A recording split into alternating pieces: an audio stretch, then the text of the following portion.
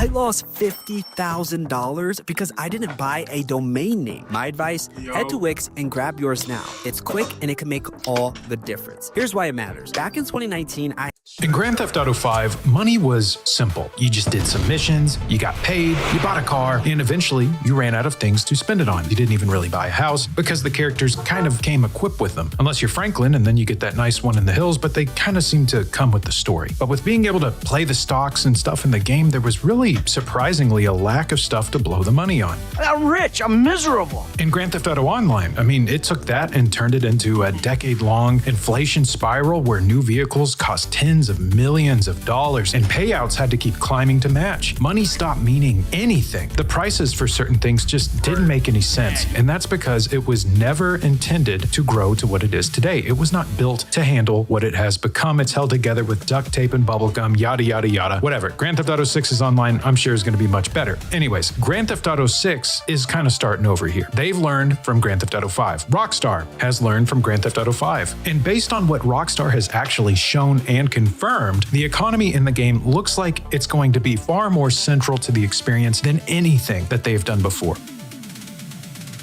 Let me be upfront about something. Rockstar has not released a single official thing about how this in-game economy is going to work. You know, there's no trailer explaining the gameplay systems behind it. There's no developer interviews about this. There's no blog posts or whatever about how earning and spending are going to be exactly structured. Everything we know is pieced together from only the trailers, the Rockstar Games website, Take-Two investor Corpo speak, and of course, the oh-so-sweet confirmed September 2022 development leaks. Thank God for those, and a small number of credible sources. So today, or tonight, I'm going to walk through all of this, and I'm going to tell you exactly where each piece of this information comes from, because this is kind of a out there subject, like maybe we're getting a little too ahead of ourselves. I just want you to know what is confirmed and what is speculation. And again, nothing is really confirmed until you have a controller in your hands, you're playing the game, yada yada yada, take with salt, all that crap. Let's get into this.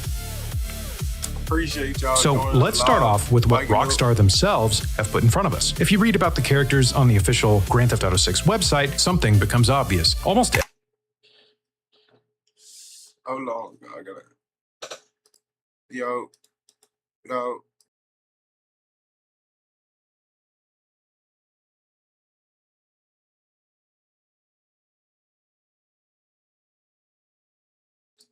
is defined by how they make money. Like Jason, you know, working for local drug runners in the Keys. Brian, he's described to be a classic drug runner from the golden age of smuggling and still moving product through his boatyard. Raul Batista, he's a seasoned bank robber, always on the hunt for talent, ready to take the risks that bring the biggest rewards. Draquan was dealing on the streets to make ends meet before moving to managing music. The rap duo Real Dimes are shaking down local dealers and turning that into cold, hard cash. And Booby Ike, who runs a legitimate empire spanning real estate, a strip club, and a recording studio, has his own line that sums up the entire economic food chain of this game in one sentence. And that's: the club money pay for the studio and the drug money pay for it all. And of course, a lot of this is flavor text, but Rockstar does go deeper with that. I mean, this is kind of where they wear the promotional materials on their sleeve. We've seen this in the past with how they've promoted other games too. The stuff they're saying here about their characters and all that paints a picture of what to expect. And these descriptions kind of suggest layered income streams, where legal revenue feeds into, well, legal businesses, which then fund other ventures. Every character on the website is involved in some form of economic activity, whether it's smuggling, robbery, dealing, entertainment, or real estate. And I know you're like, no duh, it's the criminal underworld. Why else would you be involved in crime? Money. And the game's own synopsis describes the central conflict as an easy score that goes wrong, that launches Jason and Lucia into a criminal conspiracy that stretches across the entire state of Leonida. Then look at the locations. Rockstar wrote a specific description for Port Gellhorn, talking about cheap motels, shut down attractions, and empty strip malls, and how they won't bring tourists back. But there's a new economy in this once popular vacation spot. It's fueled by malt liquor, painkillers, and truck stop energy drinks. So boom, there's a keyword: economy. Man, I'm really digging deep on this one, right? But seriously, I mean, it's like they're framing every single region on the map in economic terms. what opportunities can be exploited. Ambrosia is described as a place where the Allied Crystal Sugar Refinery provides the jobs and the local biker gangs provide almost everything else. Vice City's description references the hustle and greed of America captured into a single city. And I mean, no duh, it's Vice City. Alongside the bootleg brands of the Tishawaka Flea Market, and this is a world where commerce, both legal and illegal, is baked into the setting at every level. Now, let's talk about the trailers. There's a shot that IGN flagged in their own 89 detail breakdown thing where Jason slams his hand on a cash register. IGN specifically noted that this appears to confirm holding up stores is back, which that was in Grand Theft Auto 5, it just wasn't very fleshed out. There's also a full bank robbery sequence at the Sin Frontera National Bank, with Lucia holding up suited employees under emergency lockdown lighting, and later in the trailer, a pickup truck is dragging what appears to be an entire bank vault through the streets, and that's pretty freaking sweet. Also, during this robbery, we kind of get a little bit of a look at this disguise system. That's already like 3 things of criminal income visible in one trailer. We got petty store robbery, organized bank heists, and straight up vault theft, which would be really fun with the Euphoria physics. So other than robberies, this trailer also kind of shows that Jason perhaps works a legitimate job at the Leonida Marine Center, based on his t-shirt. Brian's boat works and marina operating as a front for drug smuggling and a variety of commercial businesses across Vice City and the Keys. There are convenience stores, bars, strip clubs, nightclubs, flea markets, and what appears to be a pawn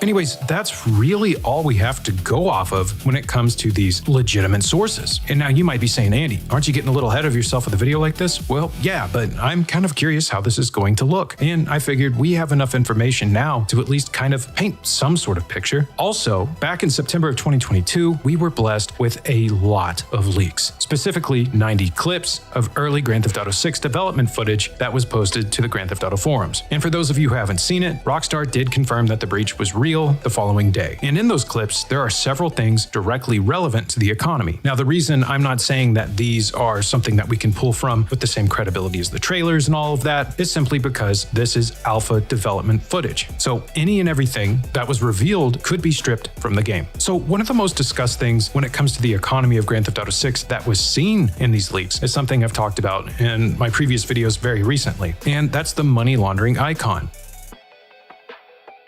There's some footage of a robbery sequence at a location called Hank's Waffles, and there's an icon that appears near a car wash property. Now, the icon is a washing machine with a $sign inside of it. Now, this is widely understood to be a symbol for money laundering. And I've joked around, or it just means you can buy a laundromat, right? But obviously, it's a money laundering thing. Come on. Gaming Bible, among other outlets, covered this and noted that the presence of this icon alongside a purchasable business suggests players may need to process dirty money through legal fronts. That is a mechanic that has never appeared in a Grand Theft Auto single-player game before. Well, maybe. It's been a while since I played Vice City Stories, and I don't really remember too much how the business side of things worked in that game. But just a little side note, in every Grand Theft Auto Vice City, we've been able to do some sort of empire building. In the original Grand Theft Auto Vice City, we were able to buy up a bunch of businesses, generate revenue. Vice City Stories took it a step further, being able to manage these businesses. But look, I need to really lay it home that this was in the early development stuff, okay? It could have been cut out, changed, or redesigned entirely since 2022. That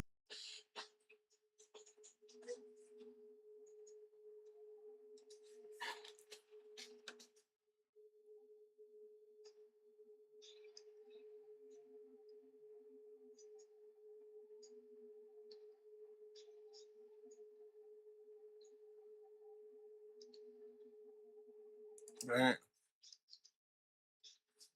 A brutal crash. A life Damn, he caught plenty of air. lost. Nissan would like to extend the deepest condolences to the family of the deceased. One program taking sim racers from their bedrooms and turning them into pro drivers. A nearly 4-year journey leading up to this faithful day. Was this the end of it all? This is the incredible, true story of Jan Mardenborough.